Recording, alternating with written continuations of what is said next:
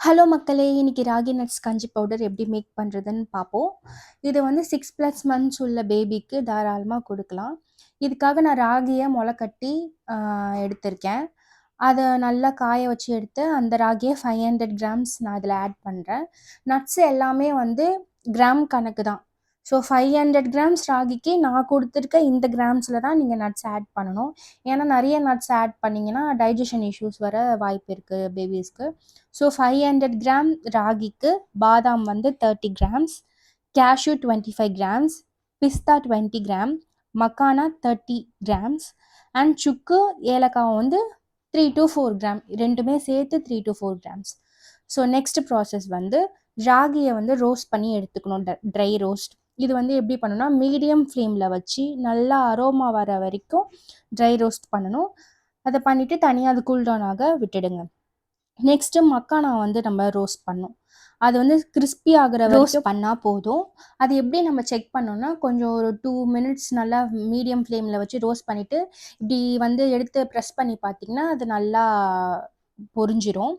Next வந்து பாதாம், cashew, பிஸ்தா இது எல்லாமே சேர்த்து நம்ம ரோஸ்ட் பண்ணி எடுத்துக்கலாம். இது எல்லாமே கலர் சேஞ்ச் ஆயிடக்கூடாது. லைட்டா தான் ரோஸ்ட் பண்ணிக்கணும். இது முடிஞ்சதுக்கப்புறம் சுக்கும், ஏலக்காவும் ஒரு 1 மினிட் லைட்டா தான் ஹீட் பண்ணி எடுக்கணும். அவ்வளோதான். இது எல்லாமே கூல் பண்ணதுக்கப்புறம், ஃபர்ஸ்ட்டு ராகிய போட்டு நல்லா கிரைண்ட் பண்ணி எடுத்துக்கோங்க. And then nuts, makhana and அந்த ஏலக்காய், சுக்கு இது எல்லாத்தையுமே போட்டு, அதையும் நல்லா தனியா கிரைண்ட் பண்ணி எடுத்துக்கோங்க. இதோட டெக்ஸ்சர் வந்து நல்லா ஸ்மூத்தா இருக்கணும். கொர கொரப்பா இருக்கக்கூடாது. நல்லா ஃபைனா கிரைண்ட் பண்ணி எடுத்ததுக்கப்புறம், 2த்தையும் நல்லா சலிச்சிடுங்க.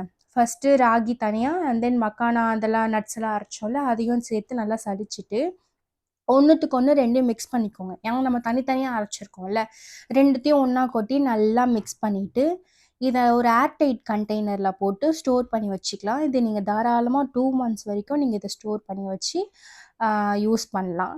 இத வந்து வாரத்துல 3 to 4 டைம்ஸ் மட்டும் தான் நம்ம பாப்பாவுக்கு குடுக்கணும். இதுவே பிளெயின் ராகி பவுடரா இருந்தா, அது டெய்லி கூட நம்ம குடுக்கலாம். இது எப்படி குடுக்கணும்னா, ஒரு 1 டேபிள் ஸ்பூன் ஆஃப் பவுடர் எடுத்து தண்ணீல டைல்யூட் பண்ணி, லோ ஃப்ளேமில் 5 to 7 மினிட்ஸ் குக் பண்ணிங்கன்னா டேஸ்ட்டாக இருக்கும். அண்ட் தென் இது கூட உங்களுக்கு ஸ்வீட் வேணும்னு ஆசைப்பட்டீங்கன்னா, சர்க்கரையோ, வெல்லமோ போடாம அதுக்கு பதிலா ஹெல்த்தியா ட்ரை டேட்ஸ் பவுடர் யூஸ் பண்ணி பாப்பாக்கு தாராளமா குடுக்கலாம். இதுதான் என்னோட பாப்பாக்கு